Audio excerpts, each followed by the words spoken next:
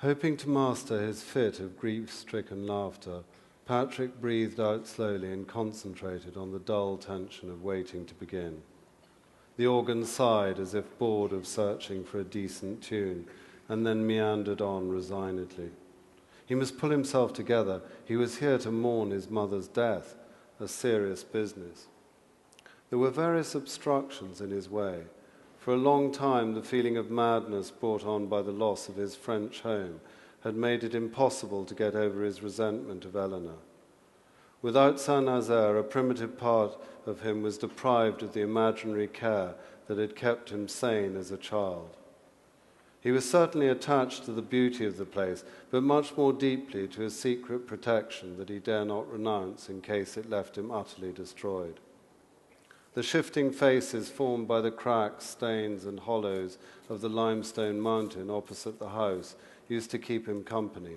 The line of pine trees along its ridge was like a column of soldiers coming to his rescue.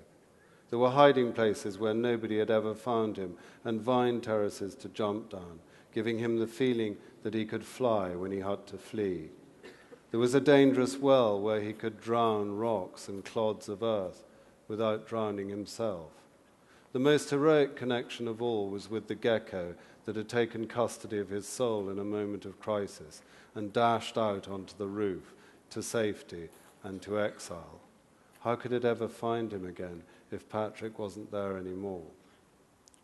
On his last night in Saint-Nazaire, there was a spectacular storm. Sheet lightning flickered behind ribbed banks of cloud, making the dark bowl of the valley tremble with light.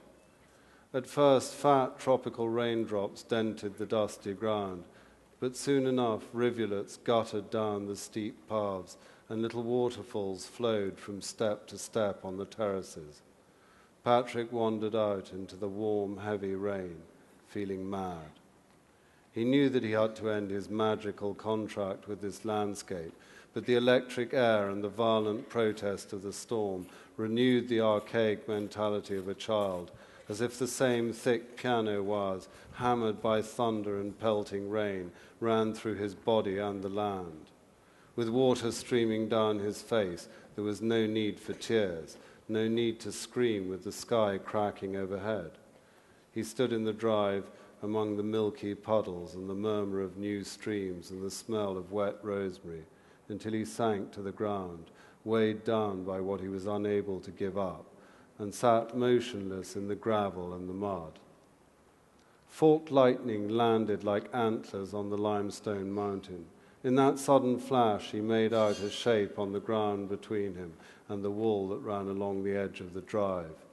Concentrating in the murky light, he saw that a toad had ventured out into the watery world beyond the laurel bushes, where Patrick imagined it had been waiting all summer for the rain, and was now resting gratefully on a bar of muddy ground between two puddles. They sat in front of each other, perfectly still. Patrick pictured the white corpses of the toads he used to see each spring at the bottom of the stone pools. Around their spent bodies, hundreds of soft black tadpoles clung to the grey-green algae on the walls, or wriggled across the open pond, or overflowed into the runnels that carried the water from pool to pool, between the source and the stream in the crease of the valley. Some of the tadpoles slipped limply down the slope, others swam frantically against the current. Robert and Thomas spent hours each Easter holiday removing the little dams that formed overnight, and when the covered part of the channel was blocked and the grass around the lower pond flooded, airlifting the stranded tadpoles in their cupped hands. Patrick could remember doing the same thing as a child, and the sense of giant compassion that he used to feel as he released them back into the safety of the pond through his flooding fingers. In those days, there had been a chorus of frogs during the spring nights, and during the day, sitting on the lily pads in the crescent pond, bullfrogs, blowing their insides out like bubble gum. But in the system of imaginary protection that the land used to allow him, it was the lucky tree frogs that really counted. If only he could touch one of them, everything would be all right. They were hard to find. The round suckers on the tips of their feet meant that they could hang anywhere in the tree, camouflaged by the bright green of a new leaf or an unripe fig. When he did see one of these tiny frogs fixed to the smooth grey bark, its brilliant skin stretched over a sharp skeleton, it looked to him like pulsing jewellery. He would reach out his index finger and touch it lightly for good luck.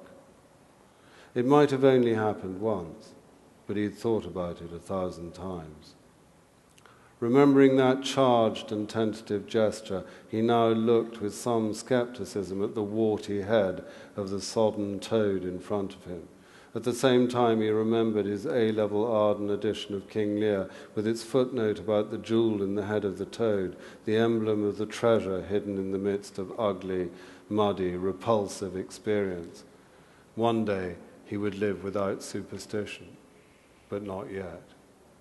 He reached out and touched the head of the toad. He felt some of the same awe he had felt as a child, but the resurgence of what he was about to lose gave the feeling a self-cancelling intensity.